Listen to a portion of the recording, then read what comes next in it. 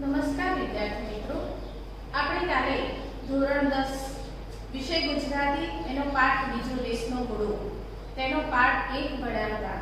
આજે આપણે કાલે જે આપણો બાકી રહી ગયેલો ભાગ હતો તે આજે શરૂઆત કરીએ. તો તમે બધા પુસ્તકમાં ધ્યાન આપો.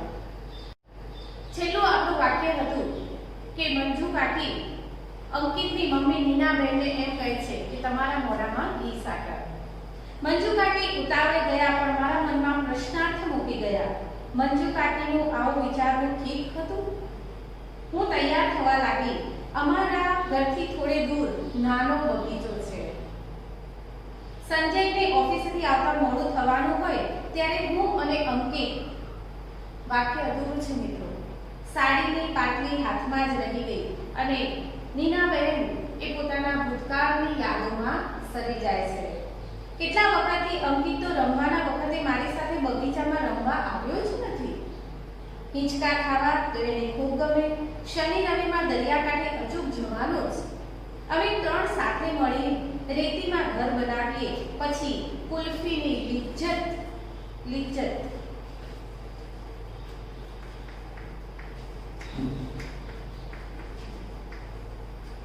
લિજ્જતનો અર્થ થાય મજા. ત્યાર પછી કે અમે ત્રણેય એટલે કે નીનાબેન, પોતાના પતિ સંજય અને એમનો દીકરો અંકિત ત્રણેય જણ કુલ્ફીની લિજ્જત એટલે કે મજા માણતા હતા, કુલ્ફી ખાતા હતા. હું અરીસામાં મને જોઈ રહી. આ કોનું પ્રતિબિંબ હતું કે પછી હું બદલાઈ ગઈ હતી? પ્રતિબિંબ.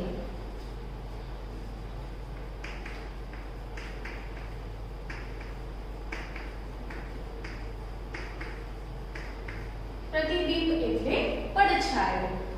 તો કે હું આ અરીસાની અંદર એટલે કે દર્પણની અંદર પોતાની જાતને જોઈ અને નીનાબેન પોતે વિચારે છે કે હું એ જ છું કે હું પણ બદલાઈ ગઈ છું. બારણી ઉપરા ઉપરી ઘંટડી વાગી. સાડી જેમ તેમ વીંટાળી દઈને બારણું ખોલ્યું તો અંકિત એકદમ નિમાણો એનો ચહેરો જોઈ ગભરાઈને મેં એને કપાળે હાથ મૂક્યો તો શરીર ગરમ.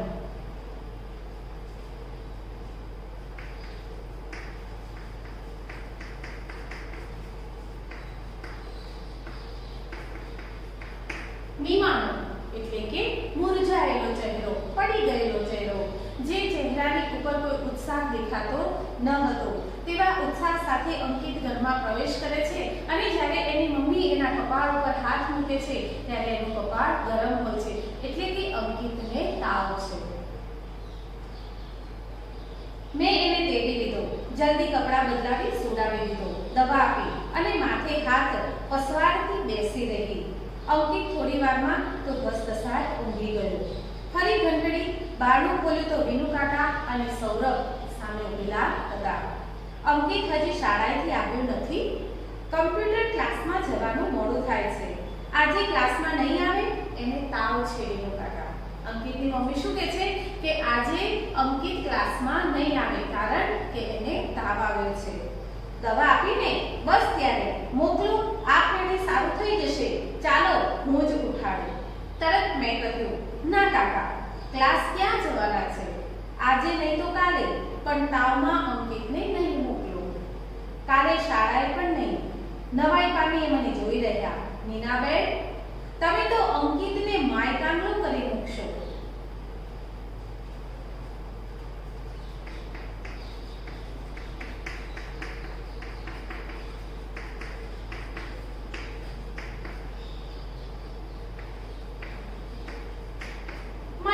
એટલે માવડિયું કે નબળો.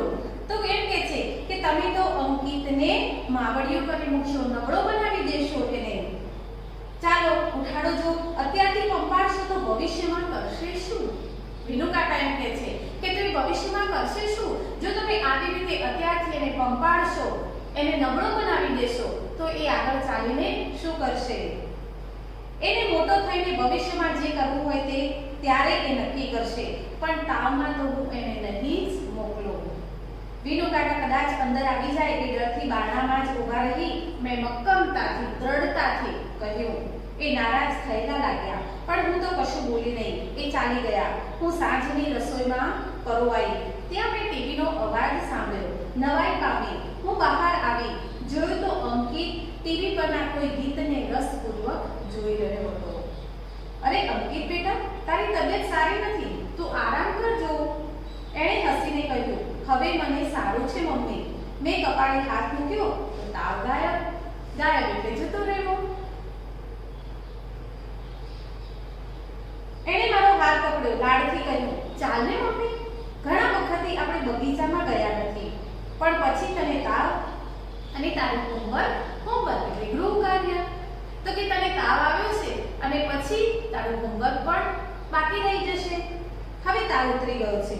અમે બંને બગીચામાં ગયા. એ સાંજે અંકિતે ખૂબ હિચકાતા.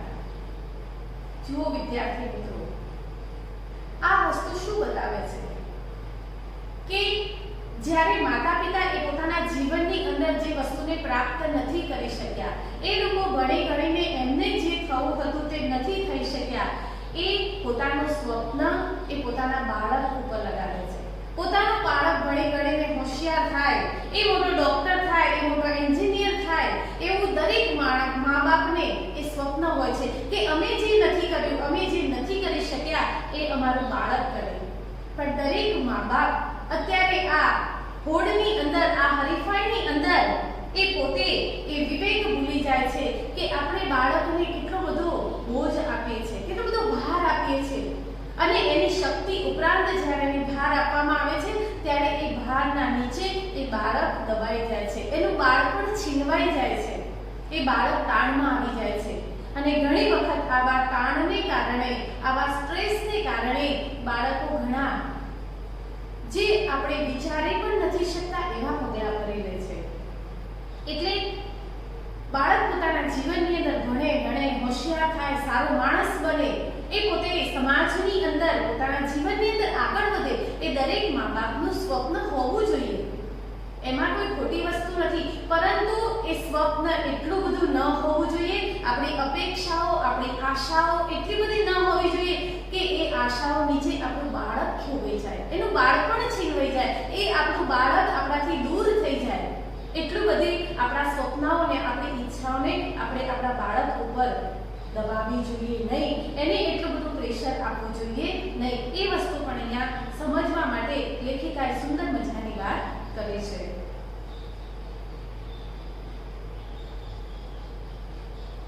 કોમ્પ્યુટર ક્લાસમાં પરીક્ષા થઈ. અંકિત માંડ પાસ થયો.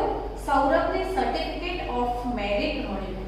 સર્ટિફિકેટ ઓફ મેરિટ એનો અર્થ એ થાય કે સૌરભને કોમ્પ્યુટર ક્લાસની અંદર વધારે માર્ક્સ આવ્યા અને અંકિત માંડ પાસ થયો. એટલે સૌરભ એ ક્લાસમાં બધા જ છોકરાઓ કરતા વધારે અને સારા માર્ક્સે પાસ થયો, એટલે એને સર્ટિફિકેટ આપવામાં આવ્યું. એ સાંજે સંજય અંકિત પર પહેલીવાર ગુસ્સે થયો. વિનુ કાકા આવ્યા. ઠપકાના સૂરે કહેવા લાગ્યા. ઠપકો એટલે કે ગુસ્સો કરી અને એને દબાણપૂર્વક કહેવું. આ બધું તમારા લાડનું પરિણામ છે નીના બહેન. હવે આ વખતે હું જ ધ્યાન રાખીશ. કશું વિચારે પહેલા મેં તરત કહ્યું, ના વિનુ કાકા, હવે મારે અંકિતને કોઈ ક્લાસ કરાવવા નથી. અરે પણ એમ તે હોય, એકવાર ઓછા માર્ક્સ આવ્યા એમાં વિનુ કાકા શું કહે છે કે એક વખત ઓછા માર્ક્સ આવ્યા એટલે તમે એને ક્લાસ કરાવવાનું બંધ કરી દેશો? ના, પણ એ એમનો વિચાર ખોટો હતો. નીનાબેન શું કહે છે સાંભળો. એટલા માટે નહીં, પણ જરા મોટો થાય ત્યારે અમે એને જ પસંદ કરવા દઈશું કે એને શું કરવું છે. ના, માર્ક્સ ઓછા આવ્યા છે એટલે નહીં, પણ એની શું ઈચ્છા છે એ ઈચ્છા પ્રમાણે અંકિત હવે આગળ પોતાનું ભણતર પસંદ કરશે.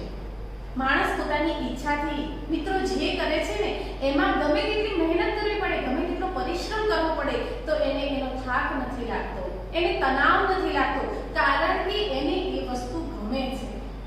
આ વસ્તુ દરેક માતા પિતાએ, દરેક વાલીએ આ વસ્તુને વિચારવાની છે કે જ્યારે આપણે આપણા બાળકને કહીએ છીએ, આપણી ઈચ્છાઓ એના ઉપર થોપીએ છીએ, એના બદલે તમે તમારા બાળકને પૂછો કે તારી ઈચ્છા શું છે, તારે શું થવું છે, તને શું ગમે છે, અને એને જેમાં રસ હોય એ વસ્તુ એને કરવા દો અને પછી જુઓ કે તમારું બાળક એ વસ્તુની અંદર એ લાઈનની અંદર કેટલું આગળ જાય છે. એને થાક નહીં લાગે, એને તણાવ મહેસૂસ નહીં થાય, કારણ કે એ એની પસંદગીની વસ્તુ છે.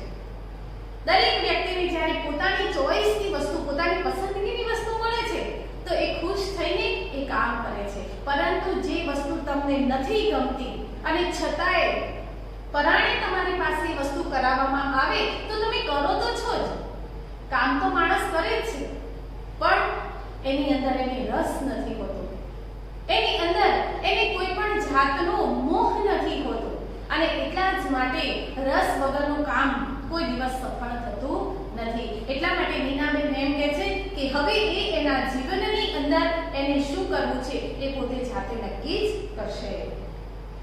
એ રાત્રે સંજય પણ મારા પર નારાજ થઈ ગયો. તું જાણે છે નીના, મારા સંજોગો એવા હતા કે હું જિંદગીમાં બહુ આગળ ન આવી શક્યો. અંકિત માટે હું બધું કરી છૂટવા તૈયાર છું.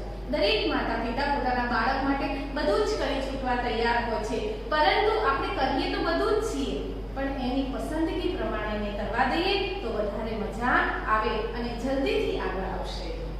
તમે એને એક જ ચીજ આપશો, અંકિત પણ ખુશ અને હું પણ ખુશ. નીનાબેન શું કહે છે પોતાના પતિને કે તમે એને એક વસ્તુ આપો, અંકિત પણ ખુશ થઈ જશે અને હું પણ ખુશ થઈ જઈશ.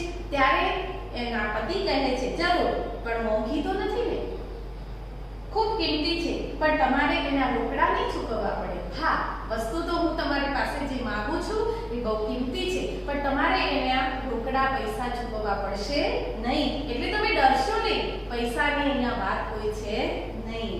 એટલે અંકિતને એનું શૈશવ આપો સંજય. શૈશવ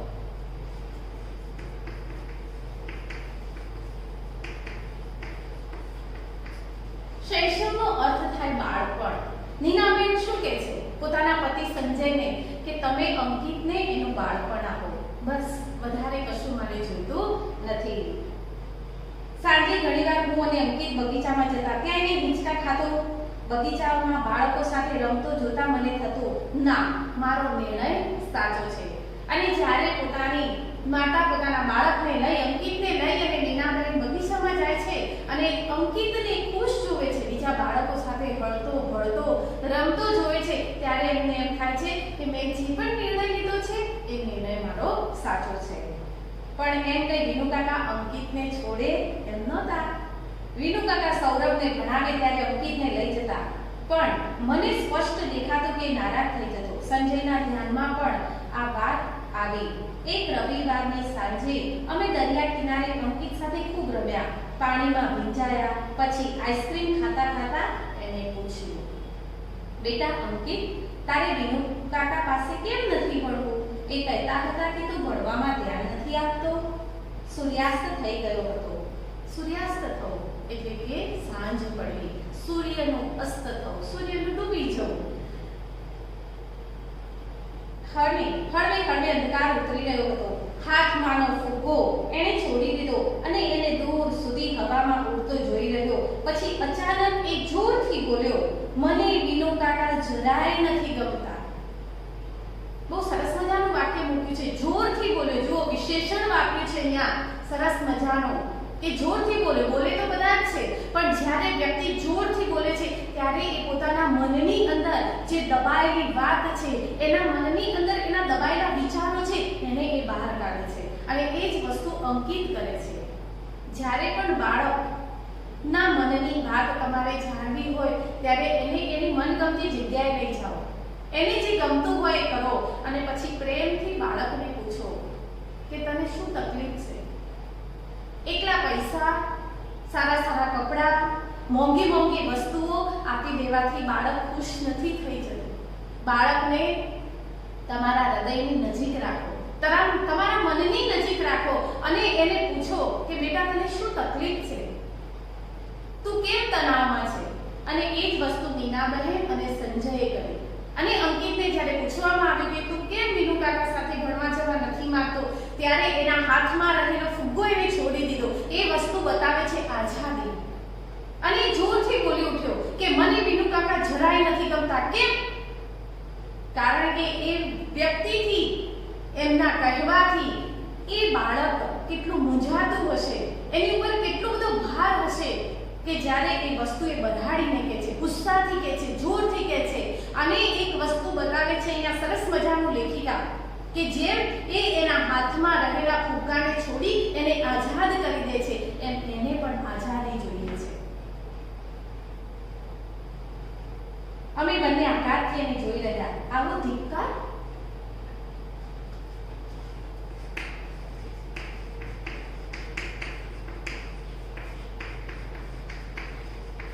ધિક્કારનો અર્થ થાય મિત્રો અણગમો. ધિક્કાર એટલે અણગમો. જે વસ્તુ નથી આપણને ગમતી એને આપણે ધિક્કારીએ છીએ. તો સંજય અને નીનાબેન બંનેને એમ થયું કે આટલો બધો અણગમો કોના પ્રત્યે? વિનુકાકા પ્રત્યે. કેમ? પછી ધીમે ધીમે મંજુકાકી પાસેથી મને ખબર પડી, નીનાબેને મારું માનું તો અંકિતને મારે ત્યાં ભણવા મોકલતા જ નહીં.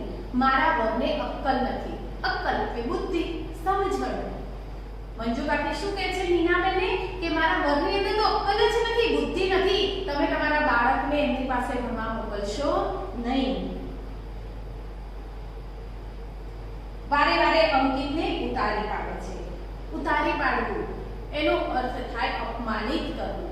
જ્યારે તમે કોઈ પણ વ્યક્તિને વારંવાર ઉતારી પાડો છો અને અપમાનિત કરો છો ત્યારે એ તમારા સામે એની લાગણીઓ ધિક્કારે છે, એને ગુસ્સો આવે છે. એ વ્યક્તિ તમને ગમાડતો નથી. એટલા માટે એમ કહે છે કે મારા વર એટલે કે વિનુ કાકા અંકિતને વારંવાર અપમાનિત કરે છે, એને ઉતારી પાડે છે, એટલે તમે મારા ઘરે એને ભણવા મોકલશો નહીં. બિચારો કુમળો જીવ, કુમળો એટલે નાજુક, બિચારો નાનો બાળક, ફૂલ જેવું બાળક, નાજુક જીવ, એનું ફૂલથી એ કોમળ એવું એનું હૃદય વારંવાર ખવાય છે.